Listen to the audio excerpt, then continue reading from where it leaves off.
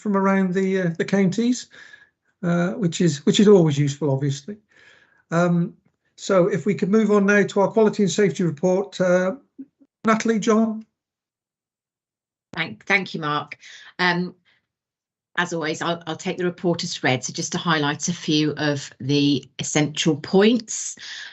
Incidents in the last reporting 2 months are within range, so there's no exceptions to report.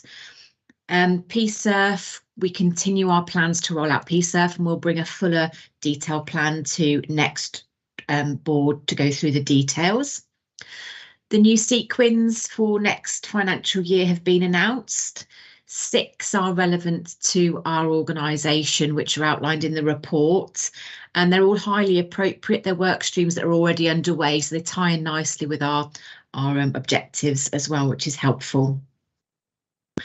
Success under research and development. We achieved the objective to recruit 500 people into research projects, and that department continues to grow, with new people becoming research collaborators, and we have 11 studies currently open to recruitment, which is really positive. With complaints, we've identified an issue with our response time has deteriorated, so we're currently doing a piece of work with SDUs looking at how we can become more effective and improve our response times again.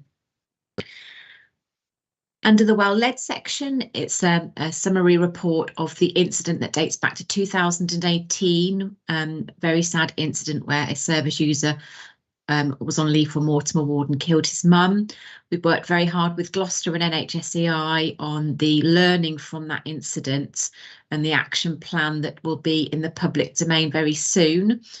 We have one outstanding action, but that's because it's around our risk assessment and risk training, which is an action that we're working on, but takes a little bit longer to have full fruition. So that will be towards the end of the year, we can assess how effective that's been. And then finally, there's the summary from the Positive Proactive group, which is focused on restraint and reducing restraint in the last year, but will broaden its scope for the next financial year.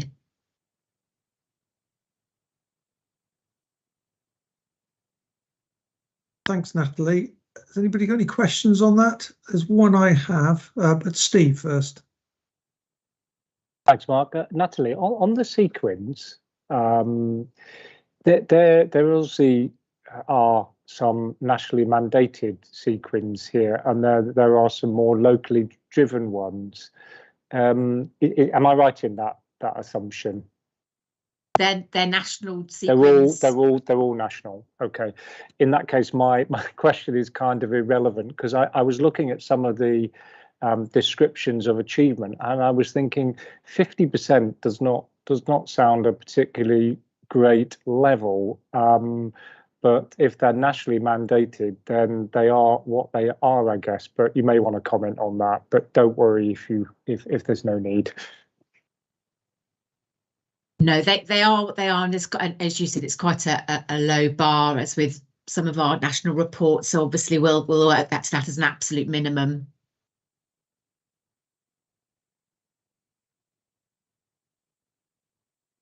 Okay, thank you. Natalie, the question I had, I'm just seeking some reassurance around the PALS and our complaints standard. I noticed that our complaints response standard has gone down. Yeah. I'm just looking to seek some reassurance and your confidence that we can recover that. I noticed plans in place.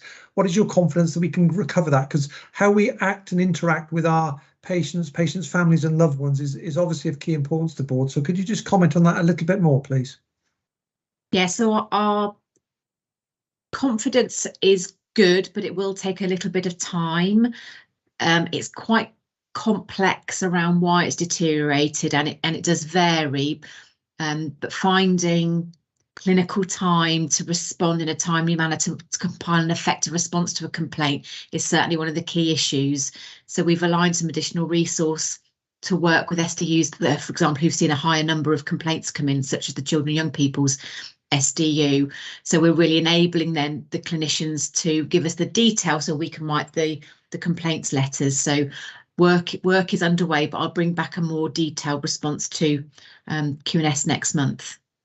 Thank you. And I don't want to get into the detail. That's QNS's role. Can you give some reassurance around training given to those people dealing with complaints as well? Because it's a complex area that is difficult to get right, and very easy to get wrong in a way. So it's quite a skill to be able to if I could say so, herd the clinicians to get the information, and then be able to, if the clinician is writing it, or if they're writing it, to get it right to match the needs of the complainant. Do we have a training program that can be given to people to do that, Natalie? So that's one of the areas we're looking at, Mark. Rather than training clinicians to respond to complaints, that we actually utilise our complaints departments to work with clinicians so they gain the clinical information required from the clinicians, but that the clinicians are then free to do their clinical work, and the complaints department write the report and engage with the complainants.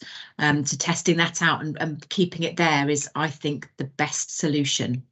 Okay, thank you. That very understandable, and I can see where you're trying to get with that. So thank you very much, Sarah.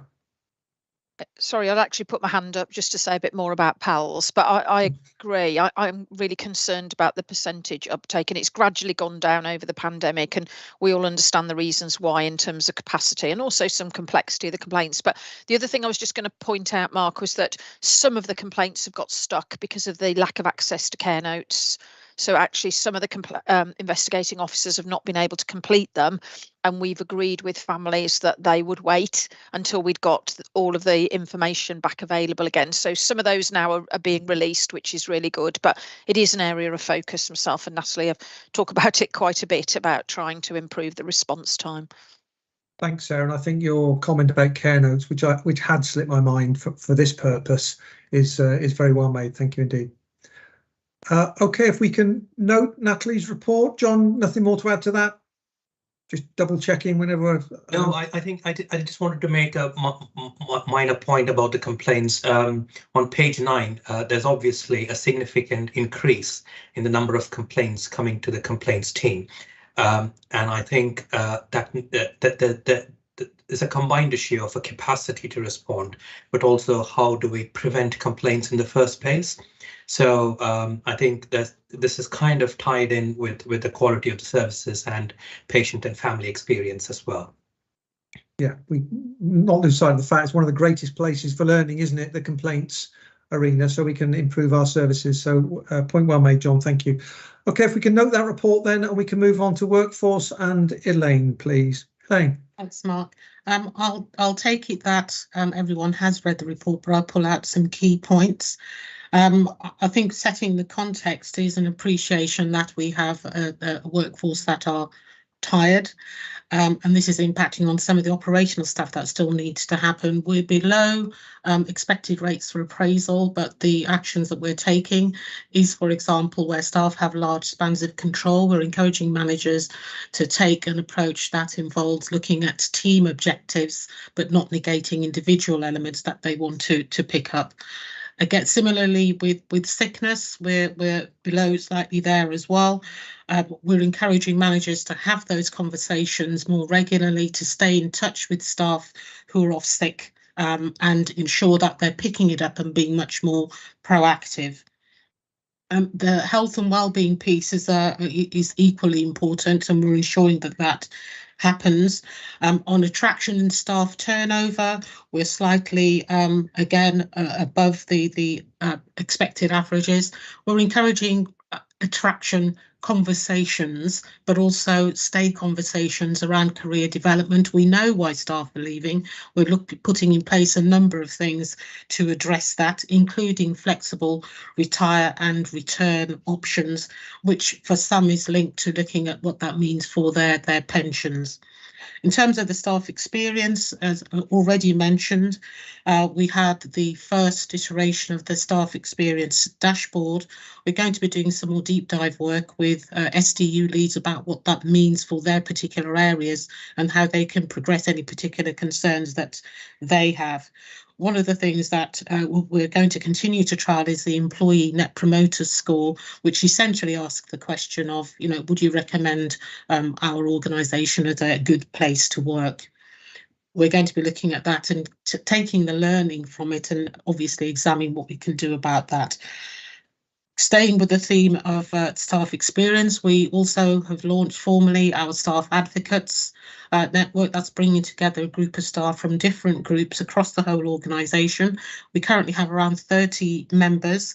It's really about them saying, what is it like to work here, telling us where they think those pinch points are, and it's a direct line back into execs about what we do about that. Particular areas that have come up are around career development, succession planning, talent management, and we will be progressing that as well. Freedom to speak up, I can pick that up specifically in the next report, but we've got some very clear next steps around that. We're also looking at greater triangulation around employee relations issues, pulling in quality and safety, freedom to speak up, ED&I and HR. And then finally, looking at bringing back to committee and board the action plan around the RES report, but also dissemination of the staff survey data. So happy to take any questions that come out of that. Thanks, Elaine. I've got no hands showing. And before I have one question for you, Elaine, but before I say that, the context is the environment is just hugely difficult. You know, with our staff and lack of staff because of national staff shortages, strikes, pandemic, people reassessing their life priorities, and it means sometimes they leave us. All those sort of things make this whole arena extremely difficult, and I appreciate that. But you can wait for the however, and here's the however, Elaine. You used the phrase on a number of times, we are encouraging managers. Can you give me some reassurance around that word, please? Because I like to encourage my children occasionally to do things, but just occasionally it doesn't work, and you have to do a bit more than encourage. Can you just give me a flavour of how we try to ensure that our leaders and our managers are doing the right things as directed by you and the wider leadership, senior leadership team across the organisation, please? I think we very often say holding to account, and this is the essence of what I'm looking to get some reassurance around, please. Yeah, there are two ways. One, we're asking the question as part of the Staff Advocate Forum. You know, are you having those conversations with your line managers? We have recently relaunched the appraisal paperwork, now known as My One-to-One. We've taken some immediate learning from that, but an integral part of the paperwork is the conversation around sickness, quality rather than quantity conversation. How are you doing? The listening around that, and also talking about career aspirations and what we can practically do to support staff to realise that. We don't have all of the answers, but we are checking with staff fairly dip sample, random in conversation. Is this a conversation that is going on with your line manager? And where it isn't, or it feels as if it's a tick box activity, that we're going back to those line managers and say, you know, how are you doing this? So there is an element of holding to account to this, but we're also checking with staff about how they feel it's going as well. Thanks, Elaine. My question was generated from the knowledge that difficult conversations with our staff members and our team members is one of the most difficult things that our leaders and managers has to do, and I'm just seeking assurance that there's support for them to, you know, go somewhere so they can get support to have and get some tips on how to have those difficult conversations. That's all I'm looking for. And through Andrew's team, there is actually a workshop entitled Having Difficult Conversations. Perfect. Thank you very much indeed. Any other questions or points on that? I've got nobody showing, so we can note that report and then move on. The next two reports come from Robert. So first one, our performance and dashboard, Robert. Thanks, Chair. So the key points I just want to draw out, I'll mainly run off the exec summary for colleagues. Actually skipping to the end first, I know we've mentioned it, but I'll just draw it out now. The care notes outages clearly had a degree of impact on performance reporting and the like, and as has been picked up, discussed, that's been looked at through committees. Steve noted earlier that we had a report through F&P around specific impact on that, so just drawing that to committee's attention. Then just going back to the top, really, from the external NHS assessment, we've been confirmed to segment 1 in the oversight framework. Those were just most recently published actually for all trusts and ICBs in at the start of this month, and those are available on the national government website. Just interesting to look at those. There is a movement in the cohort. There's less at segment 1 and 2, and probably a slightly growing pool in segment 3, which is probably to be expected, but it is there. We are still just working through the system process around how that delegates responsibility down to ICBs. We haven't got a clear mechanism as yet, but we're expecting that to be fully in place from operationally next year, so 23-24 onwards. Again, just within the report, the first section, as members will recall, is just to draw our attention to the system metrics that are of importance. So we're part of the system, and that's why they're there. We still remain significantly challenged around urgent care. I won't steal Matthew's thunder or Rob's around that. Waiting times and improvement on access are key national priorities, and those are some of the areas that we, like most NHS organisations and systems, are working hard to achieve. But you'll also see the mental health metrics and the like in there. And then the report draws out the performance of the trust against the 5 key themes. You recall theme 2 is still effectively work in progress from a formal metric perspective, and the majority of the assessment metrics still sit within the theme 1, which is around the quality oversight. No surprises there. Matthew talked a little bit earlier about the pressure we'll have on out of area placements due to the work we're having to do with Hillcrest to reset capacity and the capacity we have in place. IAPT remains significant national indicator, which we'll need to be starting to talk about talking therapies. Theme 4, which is finance, is also significantly weighted in the overall assessment, and we have the report, which I'll move to in a moment. And then it's really the themes 3 and 5, which are the ones that largely draw off the survey, and we've had a lot of discussion around workforce and where we are. So I will pause, Chair, for questions and comments at that point. Anybody questions or comment? I think that, as ever, Rob, that performance report is very clear. Thank you. Martin.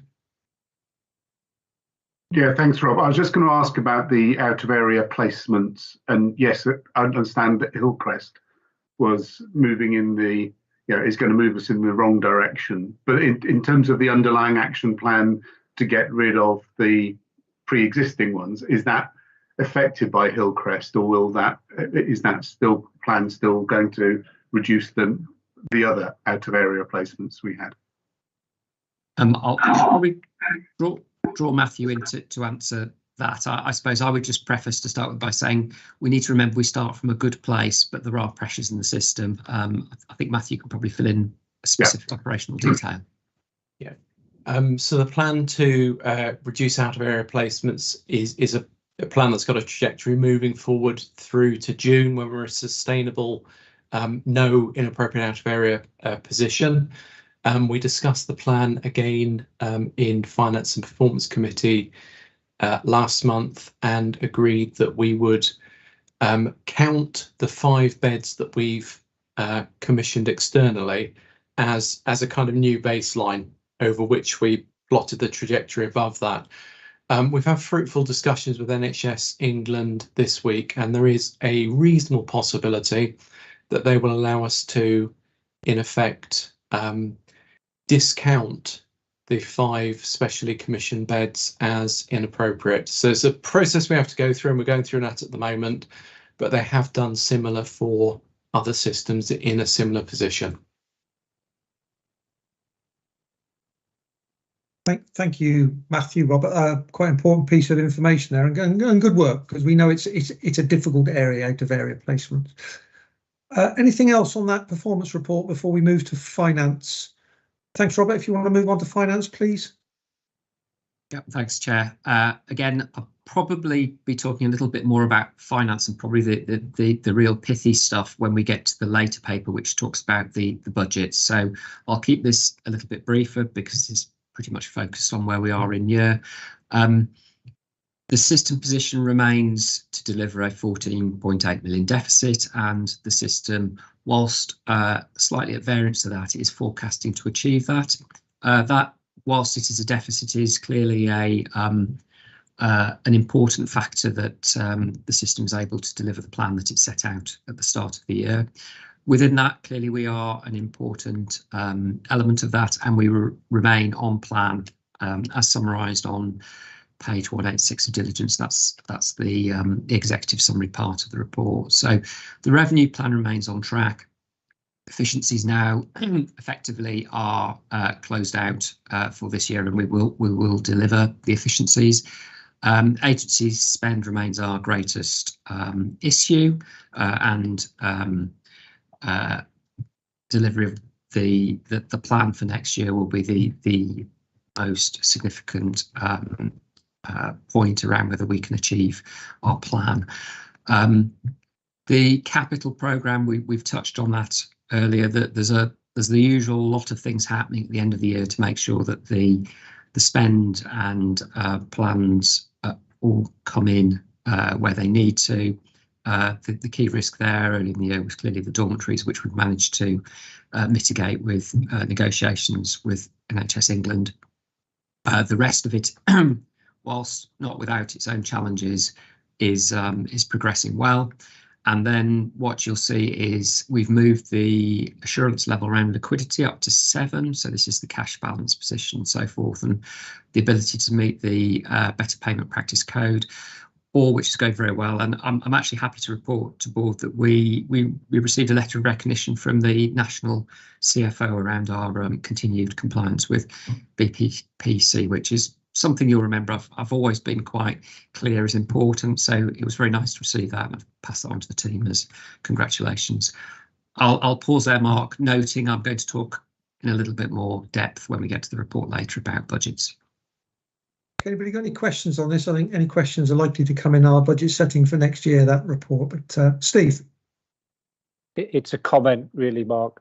I just don't think we should ever underestimate, given all of what we've just been describing around the leadership agenda that the exec team and their colleagues have, that this is pretty remarkable that we land at this point in the year at this position with those kinds of assurance levels. So I just, I'm not trying to big it up too much, but I do think we should recognise that what a successful year it's been in that regard, despite all the challenges that we've had. Thank you, Steve. And you couldn't big it up enough, as far as I'm concerned, as a man that was in another trust somewhere else that didn't see reports like this. This is an achievement. And even though there's that, and Robert has honestly put the agency spend, in red, assurance level 1, but contained. We may be way out on our agency spend, but it's been contained within our overall spend to ensure that our budget is coming in online. So I think just having assurance level 1 in the red on that isn't telling the whole story, because it's financially mitigated if it's not operationally mitigated. And I think there are two different things there. So congratulations to not just Robert as our Director of Finance, but Matthew and the team around the place. Everybody's played their part in mitigating that. And I think coming in online is to be celebrated, Steve. So you're absolutely right. And also, I'm very happy on behalf of the board to congratulate you and the team on the national plaudits as well, Robert. They are not to be underestimated, because we may think it's normal, this type of performance. We only have to look around the country and we know that it's not necessarily normal. So it is really good performance. So congratulations to you, Denise, and the wider team. I think that's very valid. Thanks, Steve, for that. OK, can we note that report then, please? In which case we'll move on, and this is where there's a change in the agenda. So we'll now move to item number 28, which is on the diligence page 277. OK, so because I know it's a bit skipping around, so and then Elaine will take the freedom to speak up paper now on page 277 of diligence. Elaine. Thank you, Mark. Again, I'll take the view that people have read this, but I will pull out some specific points related to that. To set the context, this is in light of one of our key people commitments, which is about giving our staff a voice. It is something that we've been doing for some time, but we've certainly identified that there is more that we could do, and it is with that in mind that we've focused over the last few months specifically on how we increase staff voice, but also engender a culture of inclusion, but also speaking up. With that in mind, we did a piece of work broadly badged deep dive, which included a number of interventions across the trust, drop-in surgeries, surveying, and what came out of that was some key areas that I think that we want to take forward. One was around the level of awareness that we have across the trust around freedom to speak up. Two, some areas of concern that we were already aware of, and we've been very proactive in moving those forwards, but also the resource that we have around freedom to speak up. Specific things that we identified were around the ability of staff to feel that A, they'd raised an issue, and B, it had been dealt with, and C, that the feedback came to them. Certainly an area that we could do more of. Providing a forum for them to raise issues in a way where they felt that there wasn't going to be any adverse impact. We identified some pockets where probably the culture wasn't where we wanted it to be, and that's part of our next phase of development and how we take forward freedom to speak up as a trust. Moving forward and going into the future, we've made some very clear decisions, and one of those is to increase the resource that we currently have around freedom to speak up. At the moment, it's 1 day a week. We're going to be moving to 3 days a week, and we're currently out to advert for that role at the moment. We also want to look at different ways in which staff can raise concerns where they have them, and I'm going to be working with Lisa in the digital team around the development of an app. I think we know that there are some out there already, and we're going to be looking at how we can use that ourselves in our trust. We're increasing visibility across trusts in various places through regular drop-in sessions, raising awareness sessions, supporting our Freedom to Speak Up champions to have more visibility within the wider organisation as well. So the next steps are, currently I also wanted to mention in October we launched Freedom to Speak Up training. It has 3 composite parts. There is speaking up, listening up, and following up. It's aimed at our staff who are banded band 5 and above, and we've had really great traction on that. That's continuing. I can provide the statistics if that would be helpful, and we're looking at increasing the next phase of that to staff band 2 to 5 in the spring to continue that work.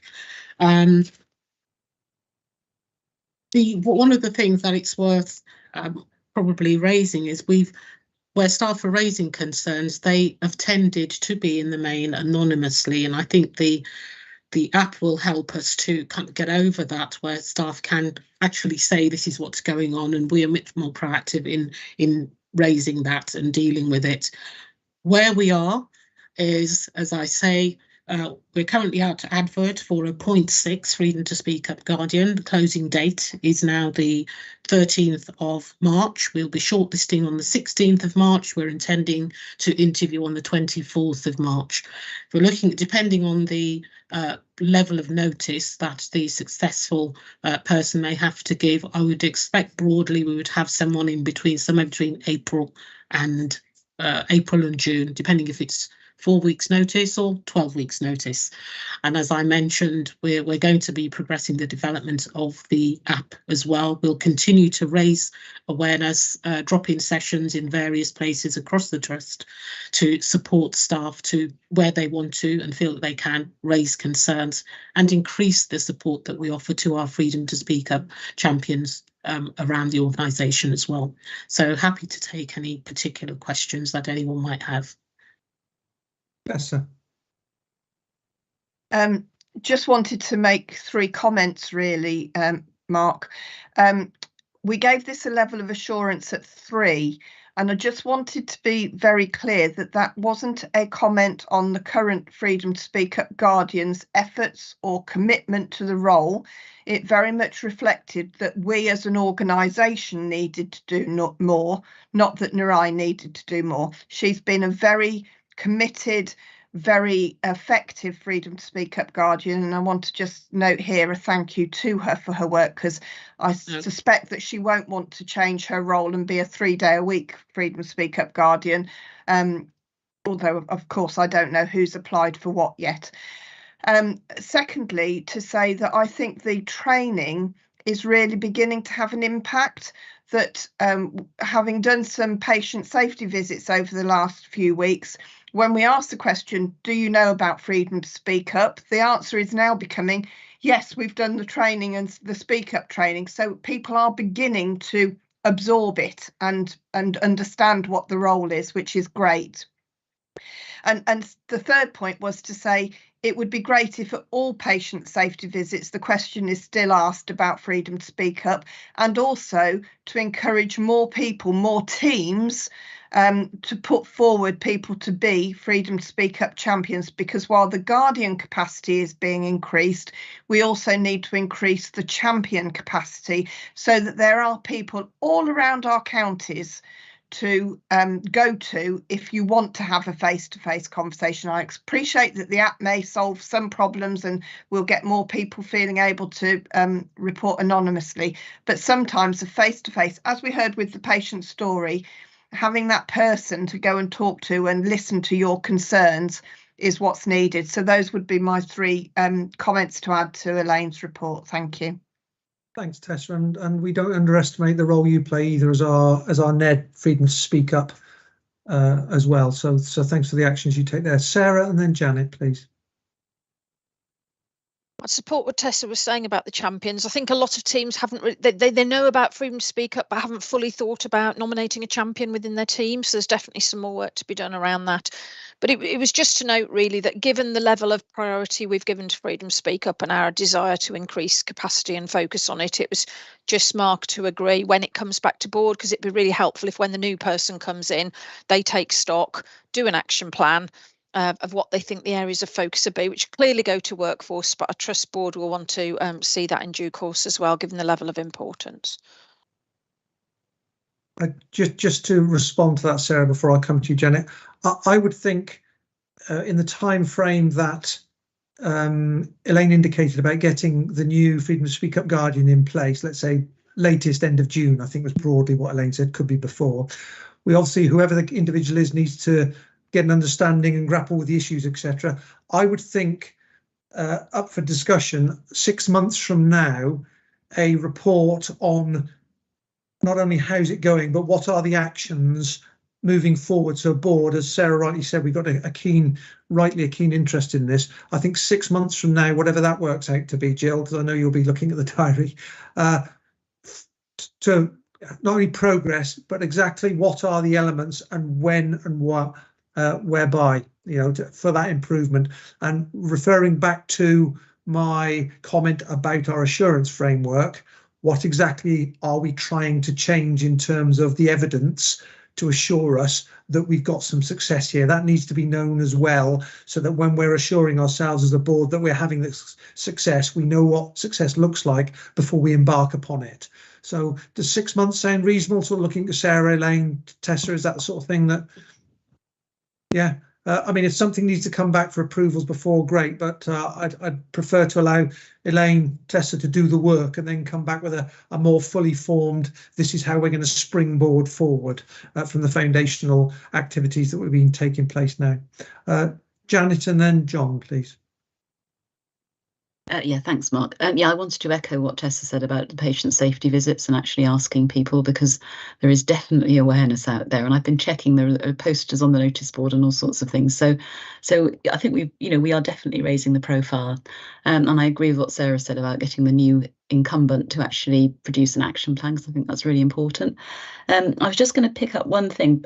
I mean, the numbers are actually really quite small, the numbers of cases.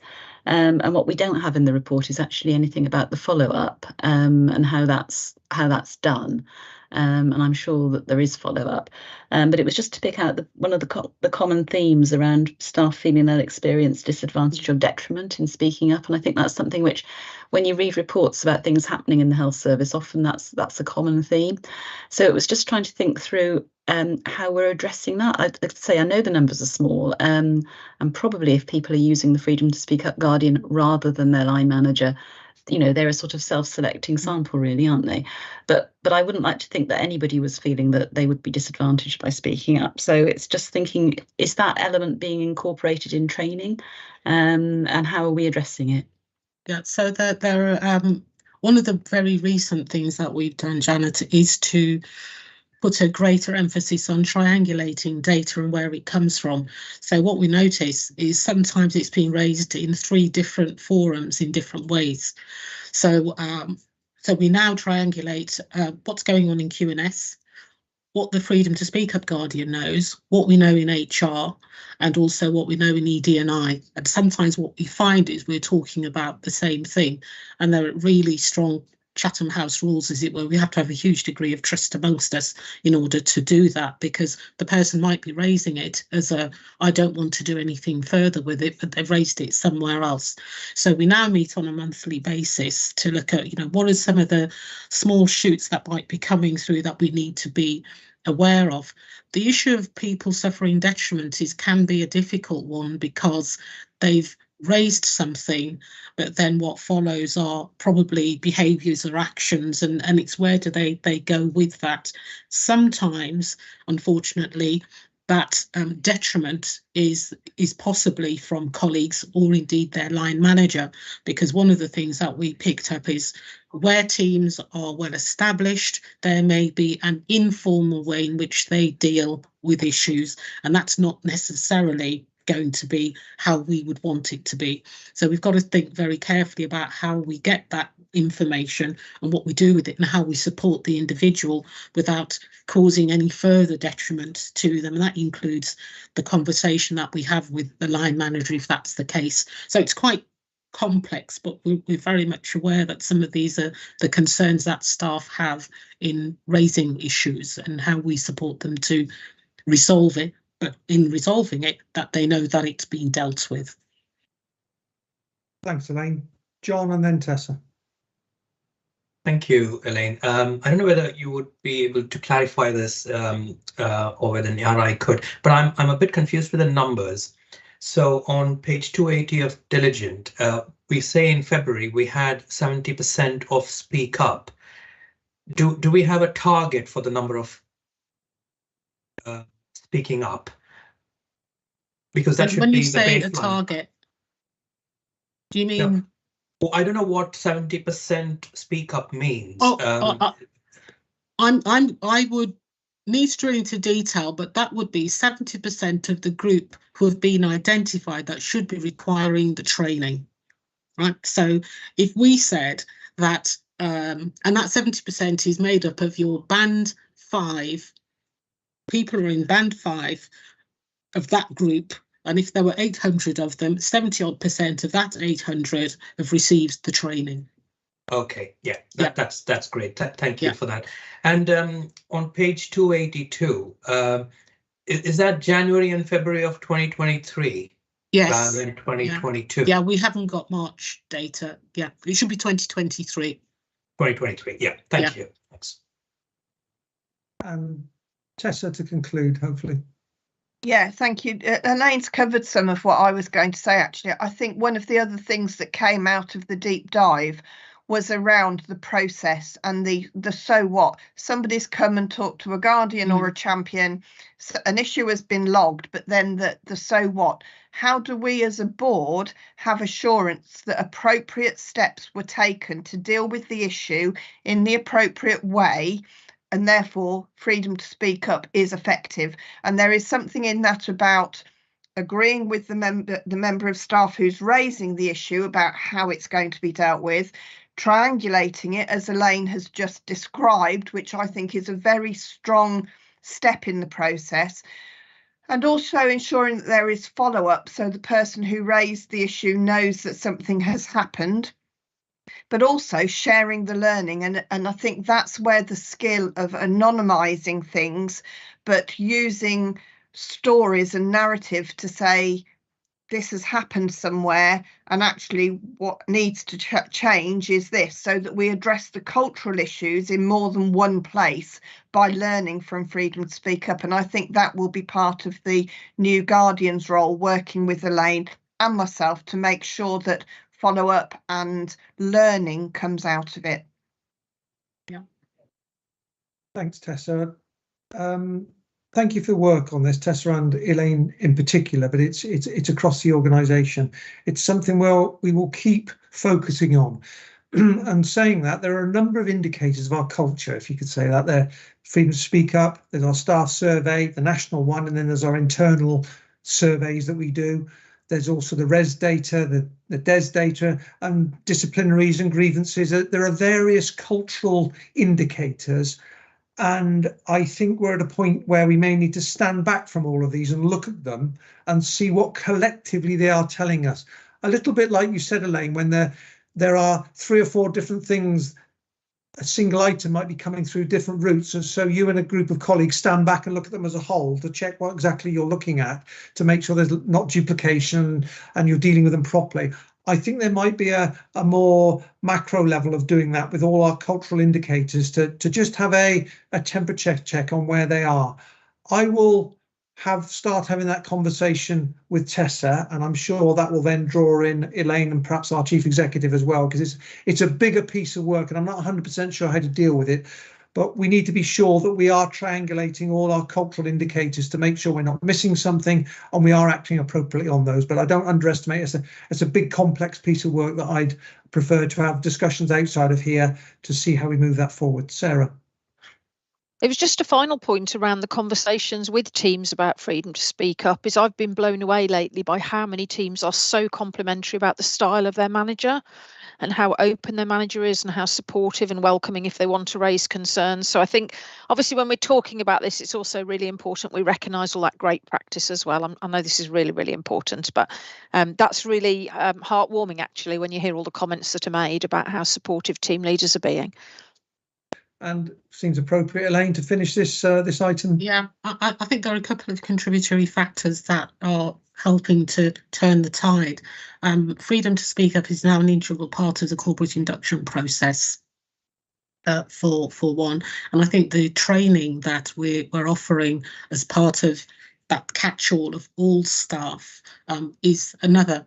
The movement that we want to get towards is that people don't have to say freedom to speak up. It's just the way that we do things, and it's a natural part of I've got a concern and I can raise it. So we're doing a number of things that are helping to move it towards where we want to, and take your point, Mark, that it's the wider and quite complex issue around how we move culture and embed a culture that we can be proud of. Definitely. Thank you. So if we could note that report and also note in 6 months' time, I don't know when that looks like, it probably September-ish or somewhere around there, that a report will come back including an overview, not the detail, an overview of the action plan with some clarity around dates and what we're hoping to achieve from that. And that would be great. So if we could note that, thank you very much. And to remind colleagues that we now continue to change the agenda with that item on mental health collab will be taken now, which is page 307 of diligence, which is item number 31 on our agenda. If we could take that now, I think Sue, and I feel sure Jamie will have something to say about it as well. So yeah, thank you. And Jamie did a really comprehensive overview earlier. So this paper is went to the Mental Health Collab Committee last week, support from partners there. And as Jamie outlined, this is really to move us forward around the roadmap to delegation. I'm actually looking from a decision today in principle to move to the joint committee between ourselves and the ICB from April, noting that the full delegation at this point is scheduled for October this year. We talked about this quite at length in the February development session, and we did pick up some areas where we felt as a board we needed further assurance or clarity. I put those into the paper. They are the financial trajectories around the Section 117 expenditure, the transfer of quality assurance and oversight, and making sure that that can be done safely with the right capacity and capability, and then the transfer of resources from the ICB to ourselves as the host for the Mental Health Collaborative, and that would span across commissioning, contract, business intelligence, etc. Noting that we've got the Trust Board on the 30th, I'm hoping that we'll be able to pull much more detail through on those particular aspects into that meeting. But really today, this is to put a marker into the sand, I think, to publicly recognise the progress we've made, as Jamie said, really positive endorsement around the way that the collab is developing and wanting to move forward. So yeah, it's that really improvement in principle, and just really any comments from others who have been around the table, and anything else that board might want to see on the 30th that I haven't captured in the paper. Thanks. So we've been kept well abreast of this in development sessions, and I know Jamie's got a good grip. Jamie, do you want to add anything to that before I open the floor?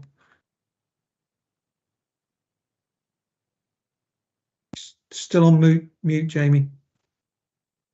I think just to add that the report sets out a proposed membership of the joint committee.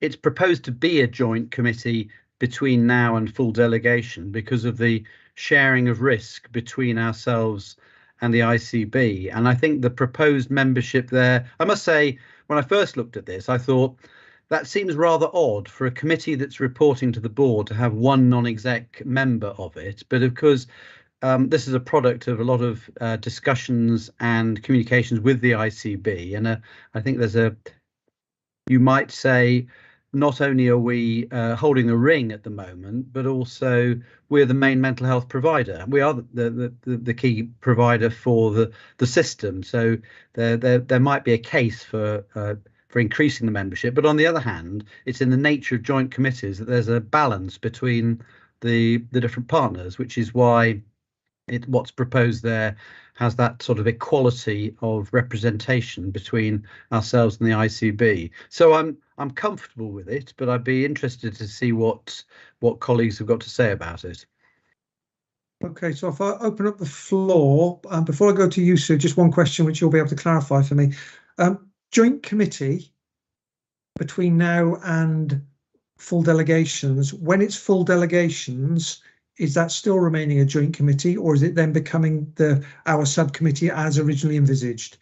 Okay, yes, you're not through that. Thank you. Yeah, it'll go into the joint space to steer the roadmap for full delegation, as Jamie said, to give the ICB some assurance as well around the mechanisms and the way that we're developing that. And for me, I think I just wanted to clarify that clearly it is more, if you'll see in the terms of reference, and always has been more than ourselves and the ICB. So we've got local government, voluntary sector, primary care represented. I will be going back to people that sit around the committee table and have done for the last 12 months, just to reflect whether they think they're still the right person to attend. So that's another piece of work that I'm doing. Okay, and just whilst I have got the your attention, we have a single issue board meeting on the 30th of March.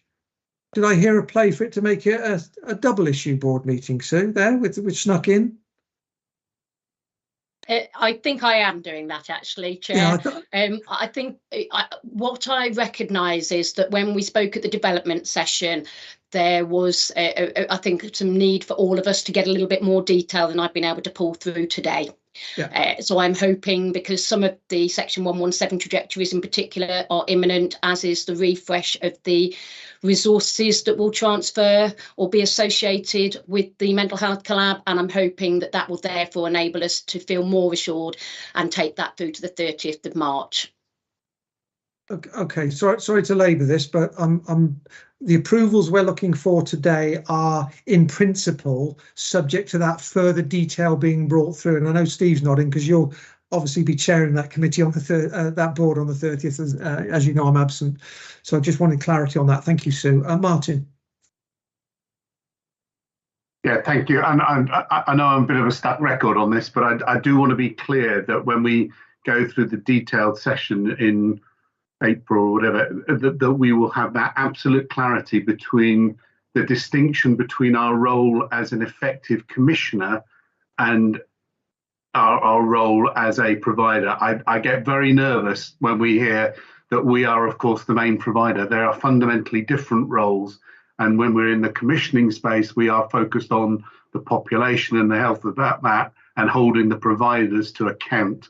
And we've got to keep that distinction. And I want to be very, very clear on how we do that, both as a board, but also through all the committee stages, and where the line of accountability sits in terms of delegation between risk management in audit committee and our BAF versus risk management and management in the ICB BAF. And I'm not absolutely clear on that. I appreciate we've got time to do that, but I think it's quite it's more of a change in approach and thinking than it is about changing where reports go. Thanks, Martin. I'm sure Sue, well, I'm sure the whole team are alive to that issue, and at some stage there may be some work there for your audit committee, Martin, to actually examine exactly that, as well as other things, to check it's going as we thought it should be going. There are nobody else showing to speak, so we're looking to approve in principle, subject to a further ratification and final decision, hopefully on the 30th of March, it sounds like. Do we have approval in principle, please? Yes, looking around, everybody's nodding. There are nobody against that. Can I thank Sue and Martin in particular? There'll be others, but Sue and Martin, Sue and Jamie in particular, to get us to where we are now. I thank Martin as well, but I think it's Jamie really. To get us where we've started to where we've got to. This is a new thing with a number of nuances and complexities, as Martin's just outlined there, and yet we've had a vote of confidence in us and how we're dealing with it from the ICB recently by, indicating timetables for full delegations, etc. And again, a little bit like our financial performance that Steve reminded us, this is quite a significant success that we could believe was an easy thing. It's not, it's quite a complex thing. So I personally would like to thank, and on behalf of the board, the people that have been working on this and on this screen today, Sue and Jamie, thank you very much. Okay, approved. So we move back to the normal flow of the agenda now, operational update, and Matthew. Thank you, Chair. I assume people have read the detail in the paper, which for noting was written on the 20th of February. I draw board's attention to the good work of our urgent community response services, treating people quickly at home and keeping them out of hospital, consistently now operating high referral volumes and working well with the West Midlands Ambulance Service to prevent conveyance to hospital. Unsurprisingly, the model is now attracting national attention because of its exceptional performance, which is exceeding the predictions of the NHS guidance. And we're successfully flexing community hospital beds as well to provide additional capacity in the system as required. Although system urgent care pressures have continued high across this winter, as ever, we make a daily contribution to the leadership across the system in the discharge support hub and our daily discharge calls. I'm sure you'd join me in acknowledging the achievements of Rob Cunningham as in his role as Director of Urgent Intermediate Care, both in advancing the UCR agenda and bringing partners together so effectively to lead improvements in patient flow. Industrial action situation has moved on considerably since the paper was written, and we'd all hope for a lasting resolution. Outstanding, of course, it's the junior doctors' strike on the 13th, 16th of March, which John has updated us about. Children and young people services are still a major focus of operational and programme work at the moment. The transformation programme of children and young people services has become incredibly granular. We've dealt with profound challenges post-COVID, which has led us to need to completely redesign many local processes. And the fruits of the transformation, though, are beginning to show. We've got a reasonable timeline now for completing the backlog of community paediatric referrals for medical triage, looked after children assessments, and educational healthcare plan assessments are also performing now to a reasonable timeline for recovering performance there. You'll note in the report updates from the Neighbourhood Mental Health Team programme and the focus of the programme for the coming year. Sarah's given you an update on Hillcrest in her Chief Executive report. I'd note there's good progress in securing a cohort of agency staffing, so single agency staff working only with Hillcrest. We've released shifts up to the end of June now, and what that will mean is that we have a consistent pool of temporary staff working alongside our permanent staff, so that staff colleagues and patients experience continuity in their care. I'd like to recognise the hard work of Mara von Islip, our Operations Support Manager, in coordinating this extraordinary measure. Okay, thank you, Matthew. Anybody got any questions, points of clarification from Matthew? There's a you've quite neatly sort of skipped through what have been really substantial pieces of work in essence, Matthew, and I do appreciate that. But if there's nothing else, thank you very much for that update. We can note that report, and now we'll move to our revenue and capital budgets, which will be needing approval. Robert. Thank you, Chair. And there's probably another item for your single agenda item on the 30th of March here. I do need to spend just a little bit of time just to set out where we are with this one. So I'll aim to make it as concise as I can.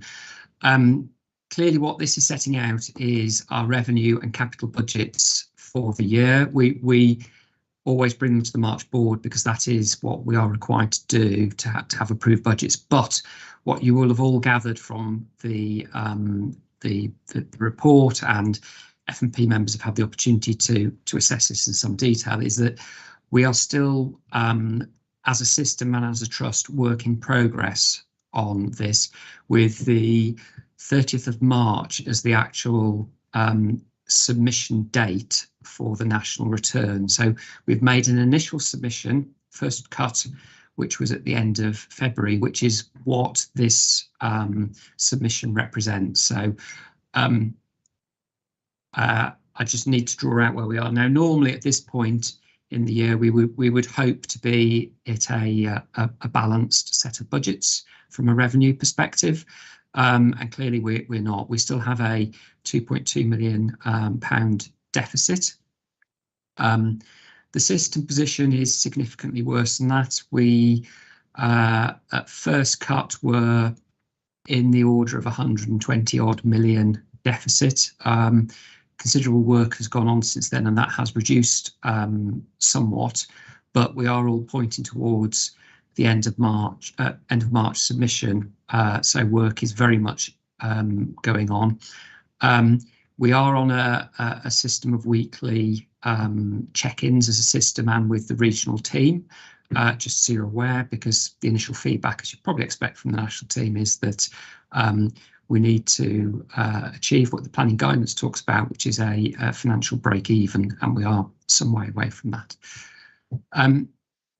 Key aspects I need to draw out for you within the plan and where we are that we have a pretty good fix actually on the income side, which is always good. That is largely block income. There are still some national schemes that are not completely decided. We've most recently had 4 aspects of bids that we were putting in around urgent cares money to the national team through the regional team, which we're just waiting to see how that comes back. That would materially impact on some of the assumptions we have in the plan. However, the income is largely set. It does include the ring-fenced monies around the MIS and the uplifts around the pay awards and the like. You'll have gathered from the report the pay award assumption is one we've been told to use nationally. Not that reflects where they expect to end up, but it's a planning assumption of 2% at the moment. You'll be all aware from the press that is a very much a live discussion. We have been informed that the outcome of that should be fully funded. So at the moment, the 2% is the assumption, with whatever the difference is to be funded. Clearly, that's a an ongoing discussion for the national team and treasury and the like. The key points that that fall out are the gap between the expenditure and the income, with a gap of the 7.2 million that we are seeking to bridge, or 7.4 million with some roundings, of which we have 5.2 million, leaving this residual 2.2 million gap that we've set at the plan at the end of February. We are working through at the moment the detailed delivery plan around the efficiencies, which is this 5.2 million.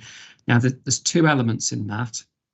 There's one which is largely around what I'll say is a traditional cash out CIP of approximately 1.5%.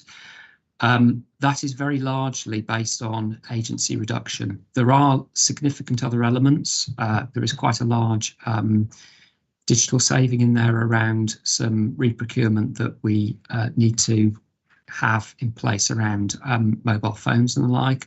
There's also normal procurement elements, and there are some what will be cash out on some smaller services, but the majority of this will be around agency reduction. That does represent some real problems for us in terms of releasing budgets, because a lot of agency reduction is expenditure reduction and cost avoidance and overspend avoidance, but we're working to do that. The likely impact for the trust is that that will reduce the level of risk mitigation we have, which means that delivery of the agency expenditure reduction is going to be crucial. I know I've said this for a number of months now, but this is really coming to the sharp end for us. We're working that through, and by the end of March, I would expect to have a firmer plan around how that breaks down. There is a second element within that 5.2 million efficiency that is talked there, which is around effectively either income recognition for the productivity we've made, particularly around UCR, but it also relates to some of the bedded capacity we have. Or we will need to reduce expenditure, which effectively is reducing headcount. Now, if I kind of made that more real, if we looked at the neighbourhood teams, we've just heard from Matthew and reference to Rob, the excellent work we're doing around UCR, and we're actually over delivering against where we need to be, and we have vacancies. That's effectively a productivity gain. Now, either we get that cash backed, income backed, or we'd have to take some of those vacancies out and still deliver the numbers. That's a live discussion at the moment, but that is part of the sort of difficult choices we are getting to. Again, I would expect by the end of March we have a clear system position around that, but this is kind of warning board that those are the sort of difficult discussions we have. The residual 2.2 million, or with roundings, it's more like 2.4. That is the subject of the discussions around how we bridge that, and that is effectively going to be more of looking at opportunities around agency, other opportunities we might have around cost avoidance or expenditure reduction. Again, that is very much a live discussion. It is a very hard process we are working through. All I would say at the moment is I do believe there's a credible way through that to get to break even, but we are not there yet. And that is what we are working on as a trust. Mark, if I may, I'll just see the capital side and then come back with questions, because I'm sure there'll be a number around this. The capital position is slightly different, actually. We have here, again, a plan that will have to change slightly for the end of March.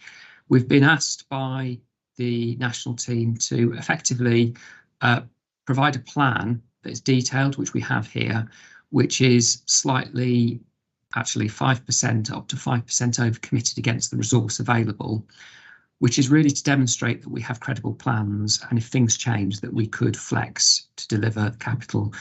Clearly, the national team are concerned that we will not be able to utilise the full capital available. Now, we always have a very good record in our trust of planning and actually delivering against our capital programme. So what we have here is a slightly overcommitted plan. It's 5% over, and we will need to just pare that down by the end of March. Now, that looks entirely possible.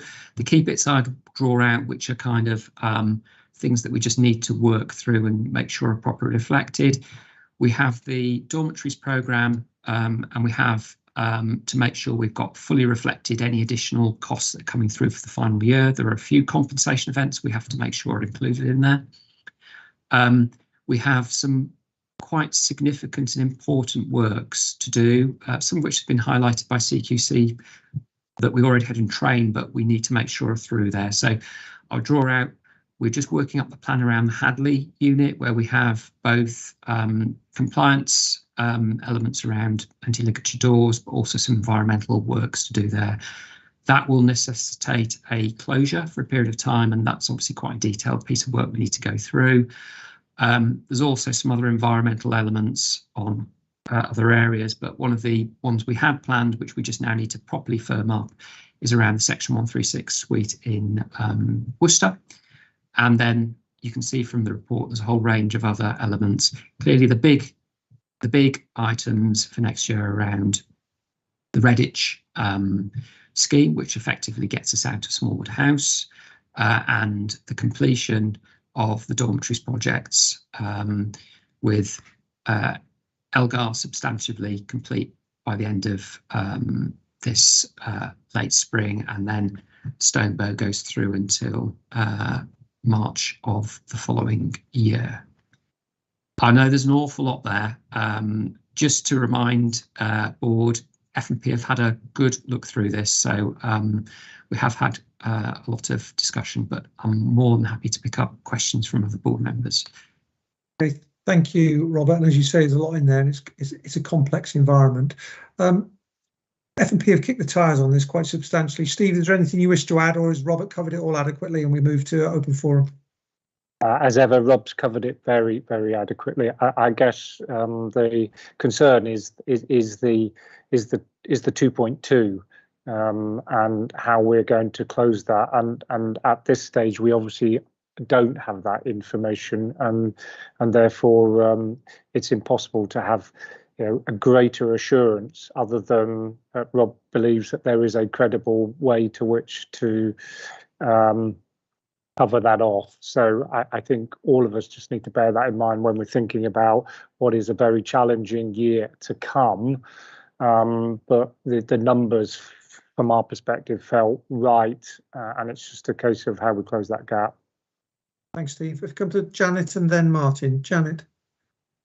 Yeah, thank you. Yeah, thank you for that. And you may well have covered this in F&P, but I was just reflecting. I've done a couple of patient safety visits recently, talking to teams about recruitment. And one thing that comes out is that actually quite a few of our posts seem to be banded quite low, and that's actually making us less competitive in the market, either less competitive compared with other healthcare organisations, or less competitive compared with, for example, Aldi. So I was just thinking that, you know, if we can't recruit, then we have to use agency staff. So has a piece of work been done looking at actually, I don't know whether you call it a cost benefit analysis or what, of actually looking at the bandings that we actually use, so that if we were to possibly increase some bandings in some areas, that would cost us money, but then it would actually save us with agency. So you probably have talked about this, but I'd just be interested in your thoughts. Some of that has been done in some areas. I suppose the point I'd make, Janet, is yes, we know there are issues around, you know, a variety of roles, and whether you could get you know, better remunerated roles in the you know, elsewhere, private sector or wherever. Part of it always comes back down to the total remuneration package. So, you know, it's the, you know, money now, the pension, all of these sort of things. I suppose the point I would make is this is actually, those would be detailed proposals that would need to come forward from the recruitment and retention group in terms of what they specifically feel. I suppose the point I would make from a finance director is we would need to see some very real and deliverable benefits from that. And I think that is where we struggle. We often have a lot of throwaway comments, don't we, that, oh, wouldn't it be great if we could just pay people more? And obviously all of our roles have gone through a national, derived process around job evaluation and banding. So it is a different process for NHS organisations to change, banding terms and conditions, because effectively we've gone through a process. I think there are, some of the other bits that are live discussions. I know there are live discussions, and again, we need proposals to come forward, but probably more around do we have an appropriate mix of roles with bandings for career progression? But again, it's actually there's quite a bit of work for people to do to kind of define what that is, what that would cost, and then what the benefits would be out of that. More than happy to have that and work through it, but at the moment it's not coming forward in that sort of quantified, tangible state. But I know there's discussions about it, Janet. Thanks, Robert. Martin. Thank you, Robert. I'm just going to ask the annual question. In terms of pay rises, you said that they were fully funded, but we very rarely get fully funding. Have we built in the contingency of that element that will not be covered because of the formula that is used, and any incremental increase in pay rise causes us to have a bigger gap? Yeah. Ooh, bit of feedback. It's a complex one, Martin, because the actual impact. So the short answer is, for this year, yes, I think we have. The reason is because it's the differential between the non-pay uplift we get and the pay uplift and the weighting they apply. This year, non-pay is actually higher than pay. Although it's a smaller element. So it is less of a problem for us for this year, but it depends where the pay settlement lands. They do fund what they say they will fund, but you're right, the devil for us is always in the differential part and whether that causes a problem. And then I'd say the other one is the elements that we have of our workforce that are funded via effectively the public health ring fence grant. We are in discussion with the council around that. Yeah. I have to say Worcester have been very good with us in recent years around that and properly reflecting national awards through that. So we are in dialogue. They are still awaiting some guidance around the public health ring fence grant for the coming year as well. So it's an issue, but it looks to be less of a risk potentially for the coming year for us, Martin.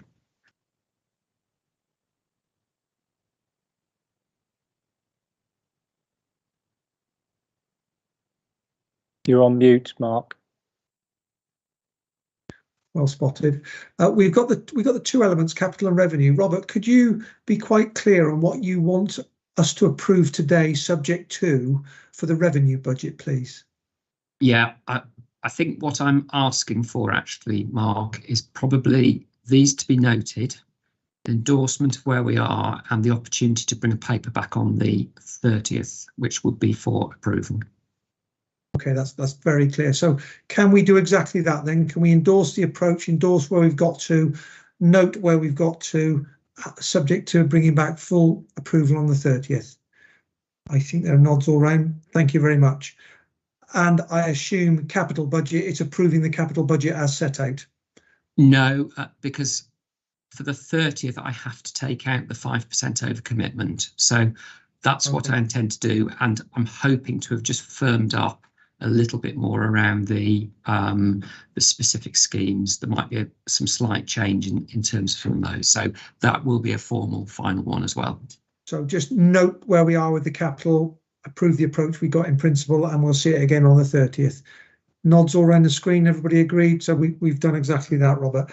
So it looks like Mark, sorry, just on a practical note, I suspect we will need to extend the time for March the 30th because we've now got 3 items on the agenda. I was just moving to that, and it's somewhat comforting to be organising a meeting with 3 really meaty items in the full knowledge that you'll be chairing it for me, Steve. So yeah. I'm sure Jill will, in discussion with officers, work out the appropriate timing and make sure that we send that out as soon as possible. Yeah. Thanks, Steve. Thanks. Okay. Thank you, Robert, and thank you to the team. I know there's a huge amount of work goes into where we've got to now, so thank you to you and all your team. The performance management framework, Robert. Yeah, thank you, Chair. Hopefully this one is more straightforward for everyone. We bring a performance management framework through board every year. We had a fairly significant update last year, and essentially we have much smaller changes this year. It's predominantly around reflecting the legislative changes around ICBs and the like. So it is coming for approval. The point I would just draw out is I think through this year and with the levels of assurance, we've noted through committee there's probably been some differential application of this in some areas, and the intention is to make appropriate time with committees, particularly workforce and Q&S, to make sure that chairs and lead execs are comfortable about where we are on that and how that fits in. But that is where I am, Chair, so seeking approval of the document. Okay, thank you, Robert. Can we approve that document, please? Yep, thank you, Robert. And it's again glossed over. It's a very useful document, I think, to illustrate exactly how we're trying to keep tabs on things. Okay, so if that's noted, we then move on to quality account priorities. Natalie. Thank you.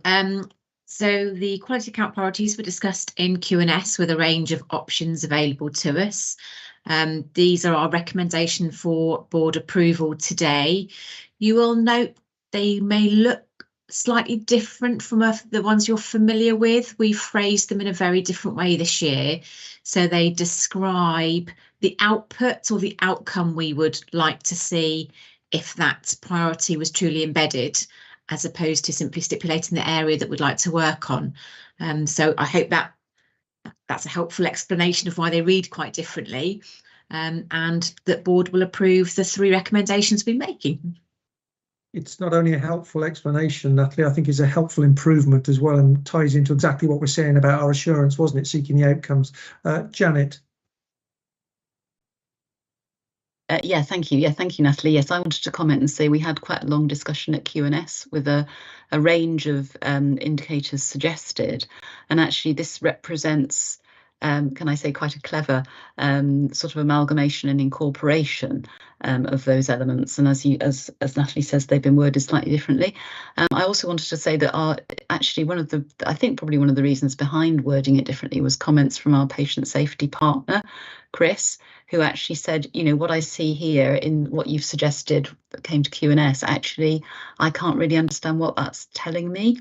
And so I think that was a really valuable comment, because actually the whole point, well, one of the points of the quality account priorities is that we publish this for the public. And so it's really important that actually what we say makes sense and they can understand, and we can understand really what we're working towards. So I wanted to thank Natalie and her team, probably including Della, for actually taking that discussion and synthesising it into the paper that you've got before you this afternoon. So thank you, and I hope everybody's going to endorse them. And there's nobody showing, so I presume, can we? Oh, Sue.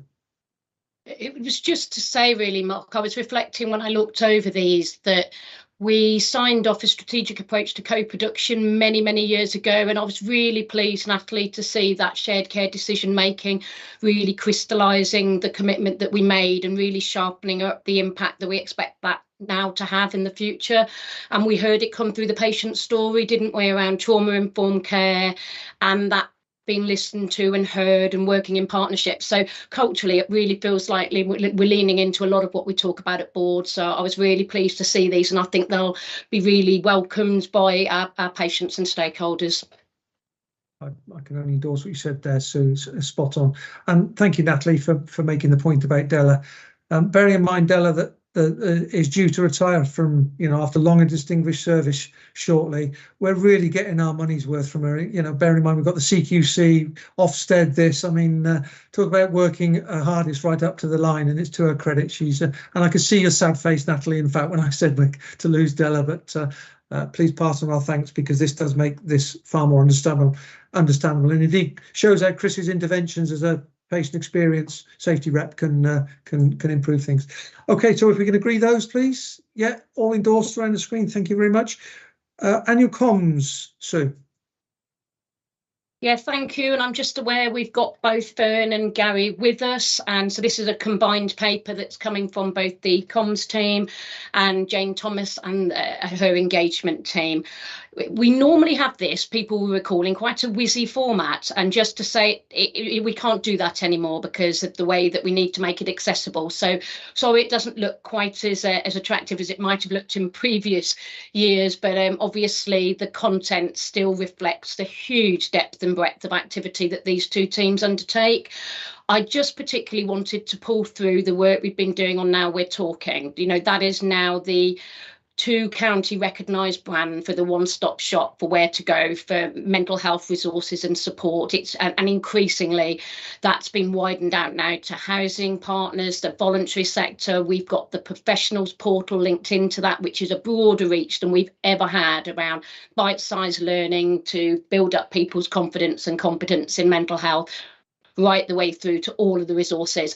Some of the work we've done in the system, people are often very confused, don't know where to go. This is a massive step forward for trying to take out some of that confusion and get people to the right support early. I also think we can't not reflect on the amount of reactive comms that the guys have had to undertake. We've had obviously the care notes outage, the continuing work around COVID, the changes to the IPC.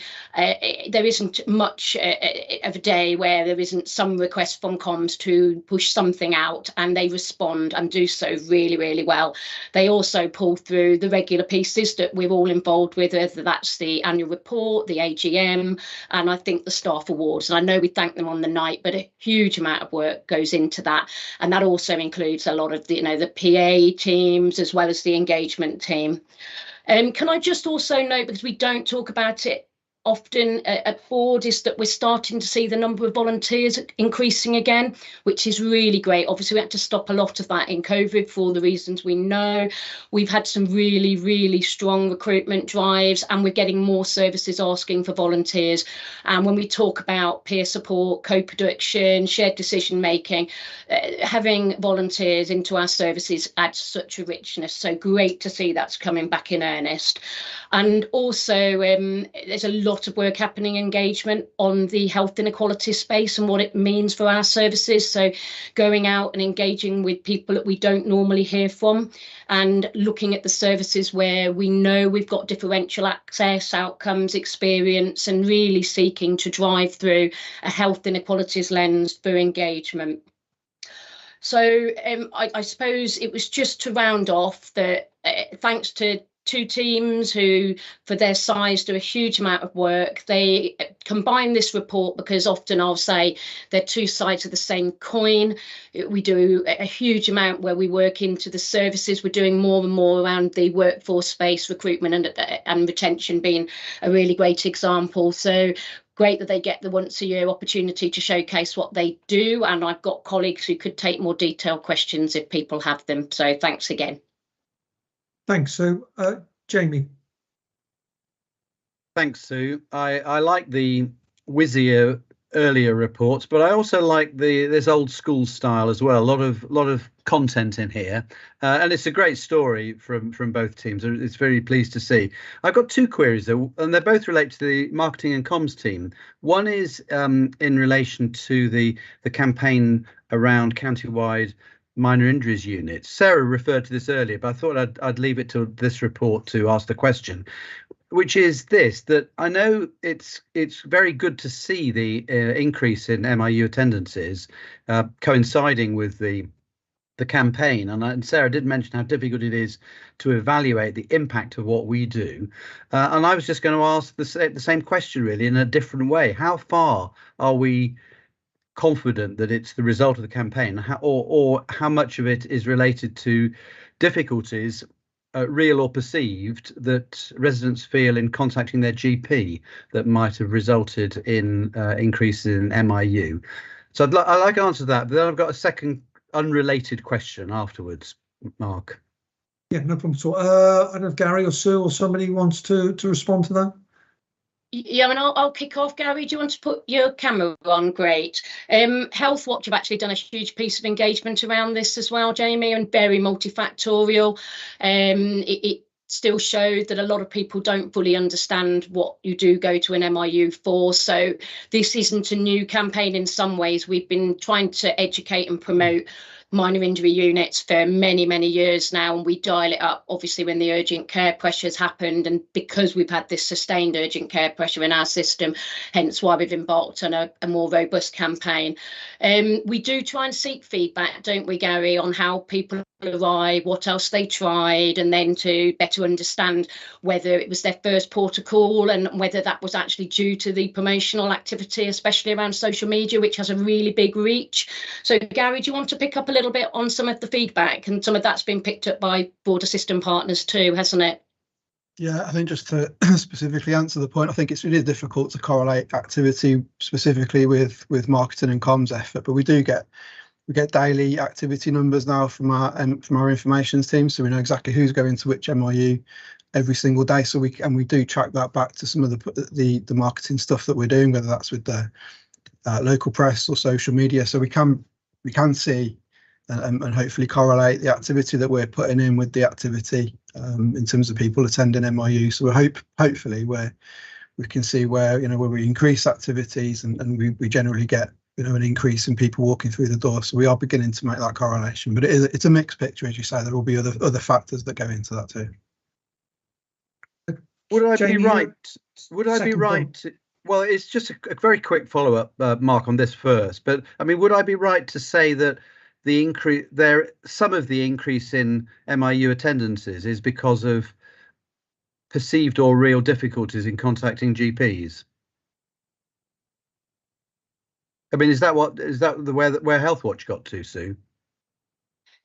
In some ways, yes. I mean, you're right. Whether that's real or perceived, there is a view that MIUs are open and they are there and you will be seen rather than needing to get an appointment.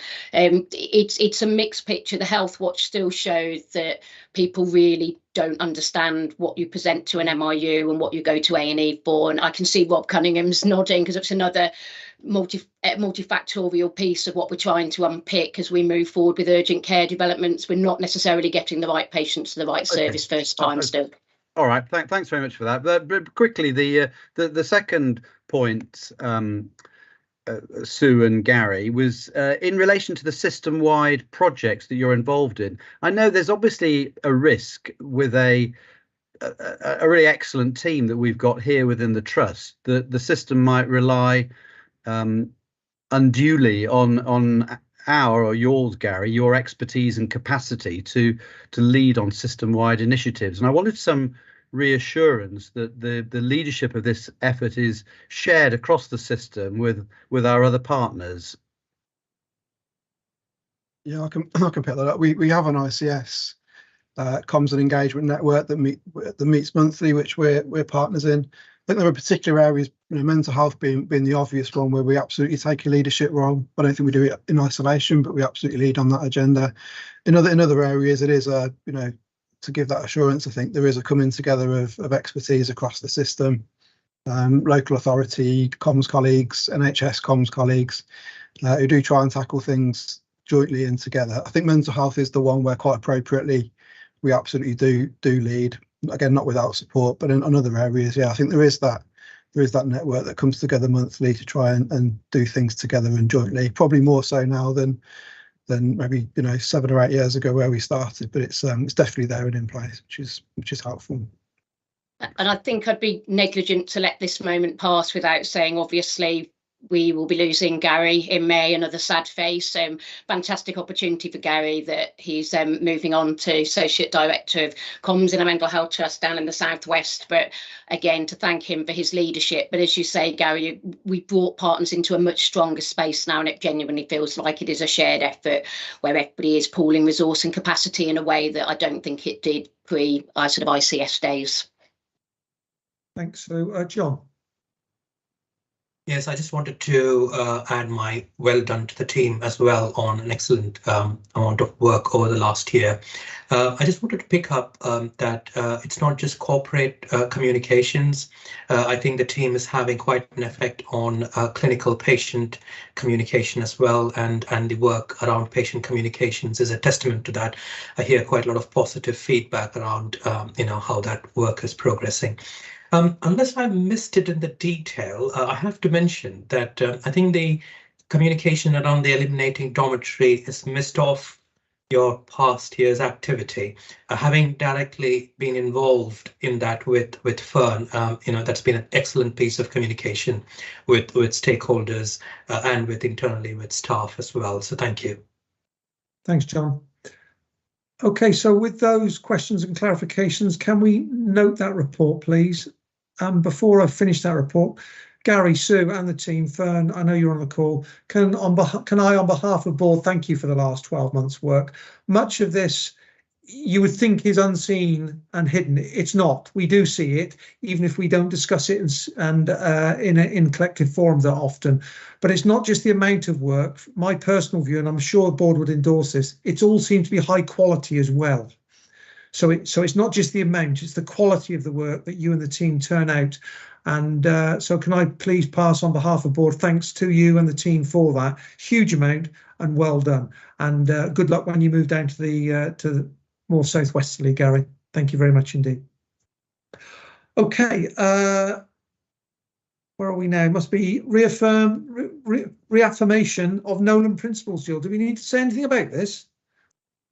It was just to remind board of the obviously very important principles of operating in the public sphere, and we bring this to board just annually at the time or around the same time that we ask board members to complete annual declarations of fit and proper person. I think it's just really important for the board to reflect on these and to publicly acknowledge that we clearly adhere to these and bear them in mind throughout all our decision making and engagement. I'm sure we all, well, I know we all sign up to them because we physically did it. I think the last time we came together in King's Court, so you have all the forms with you. But Jill's absolutely right. They are guiding and foundation principles and linked very closely to our own values and behaviours in the organisation. So we can certainly agree and sign up to those. Okay, thank you. If we now look at things to note, which is there's a list there of signature or sealing of documents to do with our buildings, although there's one IP agreement as well. Nobody wish to comment on those? Thank you. To note, item number 33, the two consultants who were excellent on their interviews, and we welcome them to the trust shortly, hopefully, to join John and the medical team. Which then takes us to number 34, which is there anything that we've noticed during the course of our meeting that we think should be considered for the board assurance framework? And I have one. And this is to do with number 3, which is about financial sustainability for the organisation.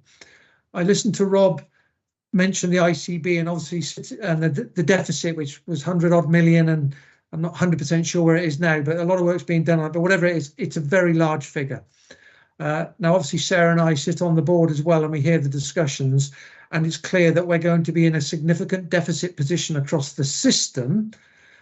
And we are being more and more looked at as a system by region and national. And I do wonder whether the deficit in the system may start to affect our financial sustainability. And I wonder what Rob's view on whether that should be part of the BAF. Yeah, thanks, Chair. Yes, we had this set to be properly reviewed post budgets and everything going in during at the end of March, as we've discussed. There is absolutely a risk that the system position will impact on our own sustainability, and we'll need to reflect that. There are other factors as well, Mark. I would put in, you know, we are significantly challenged around non-pay inflation. We have industrial action, as we know at the moment, around pay, and so there's a number of things. So yes, I think we will need to do a thorough review and update of that during April. Okay, thanks, Robert. Well, we haven't got the fullest information as yet, so I think you're wise. Wait until we've got that, and then have a little look and see if something needs to be firmed up within the BAF then. So we might see something at our next public board meeting. Yeah. Okay, thank you. Does anybody else have anything at all that's been raised today? Jamie? Only to say, Mark, congratulations to you. You seem to have steered this meeting to finish on the 2nd of 12:30 as planned. Quite remarkable. We've not finished yet. But thank you. And it's not me doing it, it's us doing it. We recognise the important bits we need to discuss, and we recognise the time frames we have. So it's collectively we do it.